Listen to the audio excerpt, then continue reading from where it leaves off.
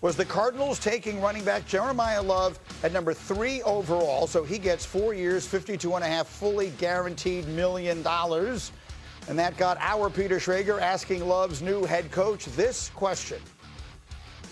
I'm not sure if you watch a lot of Get Up and NFL Live, but we had many debates about the value of taking a running back 3rd overall with the value in free agency and, of course, the salary cap. Did those conversations come up at all as far as the position and the value you can get with other positions that are at premium prices? Yeah, we had those conversations, but, you know, like I said, I mean, we wanted to take who we thought was the best player at that spot, you know, and it was a consensus for us to take this guy because, again, you know, we know the player, and then you pair that with the person, and the position really didn't matter to us at that point.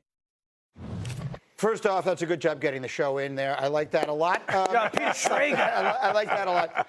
That really is the question, because do you take the best player available in the draft, which I believe almost everyone at that point thought he was, regardless of the fact that he plays the position that A, probably isn't going to help you win games quickly, and B, doesn't make sense from a financial, salary allotment. What did you think of it, Dan? Cardinals did the right thing. In 2021, the NFL cap space was $183 million. In 2026, it will be $301. If Jeremiyah Love is the player that the Cardinals and many of us expect him to be, by the end of his rookie contract, that will be an enormous bargain with the way that the cap space is going. Enormous bargain. 5 years, that's a 65% increase in 5 years in NFL cap space. If he's the guy that they expect him to be, he will be an enormous bargain. You like it or didn't like it, D. Wood? It's not the way to build a team. It's just not. Here's the Cardinals running back room. Tyler Algier that they paid from the Atlanta Falcons. Right. James Conner is coming back from injury. They drafted Trey Benson in the 3rd round in 2024. And now you add Jeremiyah Love to a already kind of stacked up running back room. $25 million already paid to the running back position before the draft. How do you build it? Does this make the Cardinals get them any closer in the NFC West? Let me ask you this. In 2 weeks or 3 weeks when the NFL drops its season and the schedule release, were you caring about what the Cardinals' first couple games Should that were? matter, Dan? When you're the Cardinals, and we're not talking about because he played running back at Notre Dame. We're talking about a guy who's a very good player and should be a very good pro. So, no, it shouldn't be the most important thing that matters, but it should be a thing that for the Cardinals, you're sitting there going, we finally have a person that at least brings some notoriety to us, just like Travis Hunter did to the Jaguars last year when they. I will say this in defense of the Cardinals. He's the first player that gives them some notoriety since Larry Fitzgerald. Yeah. Like they've literally, figuratively, or Kyler Murray. Yes, they've been out in the desert. Yeah. Like they've been out in the desert. They at least have someone now that, okay, now let me tune in to watch this guy. It's interesting though. The Jaguars turned everything around and got almost nothing out of Travis Hunter. But we were talking about him. We were interested in them. But we're talking about him. It stops when the season starts. Yeah, I hear what you're saying. I would say this. It's also opportunity cost. So speaking of people around the league, the reason you can justify Jeremiyah Love 3rd in the 2026 draft is because he didn't pass on Orlando Pace or Jonathan Ogden, or you didn't pass on Myles Garrett or Aiden Hutchinson. Now that the draft is over, I can call it like it is. We were talking about it, and candidly, we were promoting it. There wasn't that blue chip superstar future Hall of Famer in this draft besides Jeremiyah Love. So as much as Arvell Reese and David Bailey might end up being great pros, as prospects, they weren't in that conversation. So the opportunity cost, you're not missing on one of these once-in-a-generation players at a different position. And we've had the conversation in regards to Love in the Cardinals, so much black and white in the vacuum.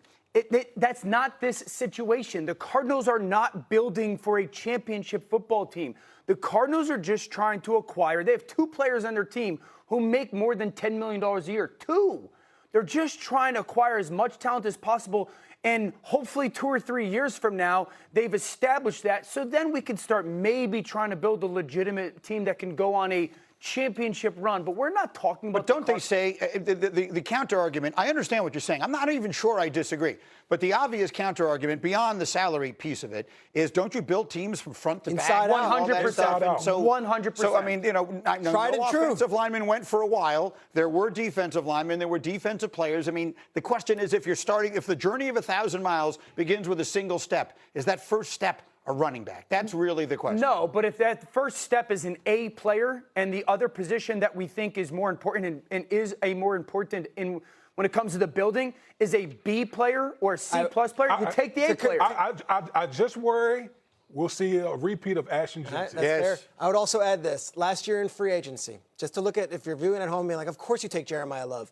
Kenneth Walker was the Super Bowl MVP and got paid $14 million in free agency. Alec Pierce has done relatively nothing in his career and made twice as much as a wide receiver. So if you're looking at value, you take those positions, tackle, wide receiver, corner, over running back where, by the way, Isaiah Pacheco can go to the Super Bowl 2 years in a row as a 7th-round pick. All right, coming up, Ty Simpson, 13 overall. Pick made even bigger headlines when Sean McVay appeared, let's put it this way, unenthusiastic while discussing the decision with the media. Saturday, McVay was on with Schrager and Kyle Brandt here on ESPN and made it clear the quarterback was not the reason for his demeanor.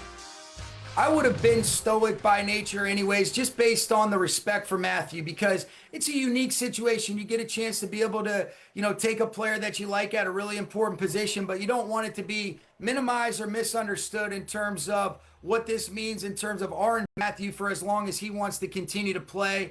And so you're kind of teetering that line. And clearly, I came off a little grumpier than normal.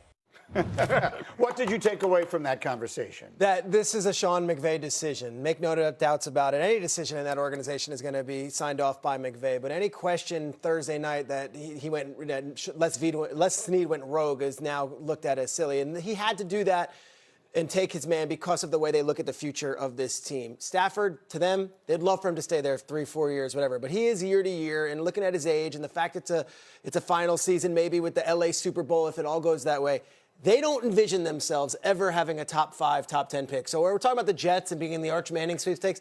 The Rams don't see that. They also looked at the free agent landscape for the next couple of years. They don't see a big name. So they said, at 13th overall, I know Lemon's on the board. I know Sadiq's on the board. We're going to take a quarterback and ensure that we have a handoff plan once Stafford does call it quits. I'll add this.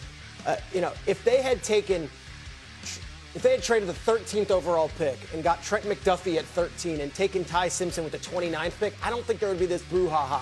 Instead, they got McDuffie in the trade and they took Simpson where they could. Great point. They're happy with it. It's a long-term plan. So, Dan, we know how much you like the player, but did you like the pick based upon who made it? Absolutely. I think this is the right decision for a well-run organization. Everyone who's saying the Rams should have taken wide receiver, okay? The average rookie wide receiver right now over the last 10 years in the first round comes in, gives you 52 catches and 4 touchdowns. If you think the Rams are 52 catches and 4 touchdowns away from a wide receiver from going to the Super Bowl and winning it, you're out of your mind. To pass on a quarterback at that position that they really like in the future to get 52 and 4 is not going to be the difference-making of the Super Bowl. You're replacing the quarterback position for one of 2 reasons, performance or age. No matter what organization, either the performance isn't good enough or the age is too old. The Rams are in a situation where the age is getting there, but the performance doesn't match. And that's why they're trying to thread the needle. This is a threading of the needle. It's a rare situation where you're trying to do both timelines the right way, essentially at the same time. And you just got to trust an organization that, God bless, has done it right for like 8 years now at a pretty high level. D-Wood, you were telling me this morning some of the players in that locker room might not see it that way. Yeah, I mean, listen, if I'm a veteran guy, it's like, this guy's not helping me in 2026. I think to a man, all of us at the table believe that the Rams are, if not the favorite, one of the favorite teams to win the Super Bowl. And you just sitting there like, this guy's not going to play. He's just not going to play. I understand. Listen, I understand the whole premise that we're not going to be, more than likely, we're not going to pick anywhere near the position that we're at. But as a veteran, I'm not concerned about 2027. Yeah, that's fair. I'm not concerned about any of that. I want guys that can help me right now win a Super Bowl. The only thing, could you close your eyes right now? Fast forward, Rams hosting the Super Bowl essentially in LA because it's in LA, win, and Matthew retires. Then all of a sudden you're sitting there going, well, what do we do now? We have the 32nd pick. Yeah. We're nowhere near getting another quarterback that's good enough to run this offense. Then all of a sudden you become a team like the Pittsburgh Steelers. To Damien's point, I could see Kenyon Sadiq catching 7 passes for 94 yards in the Super Bowl and being a hero. I can't see Ty Simpson doing that. I agree, but I could also see That would be a story. Jordan Whittington do it. I can see them trading in November for a receiver that's on the market for a team that's not playing well. For sure. And all of a sudden, there was never going to be the perfect position or perfect selection for everybody. I understand the veteran thing. They're not running the team. Les Snead is. So you got to trust your general manager that's put you in the situation. We've seen this go sideways in the past a lot.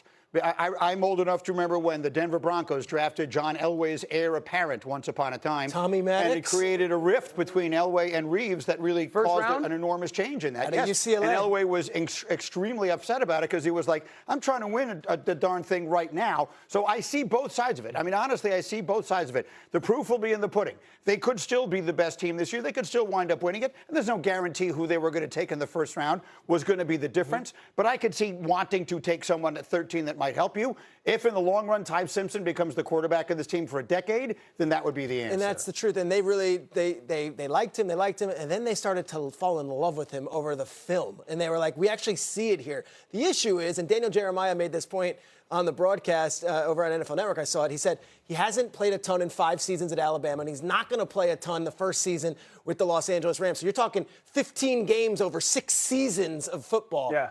Not a lot of football. Yeah, that's a separate question. So it's the pick, and then it's the player. Time will tell. We have much more on the draft as we go. How about another?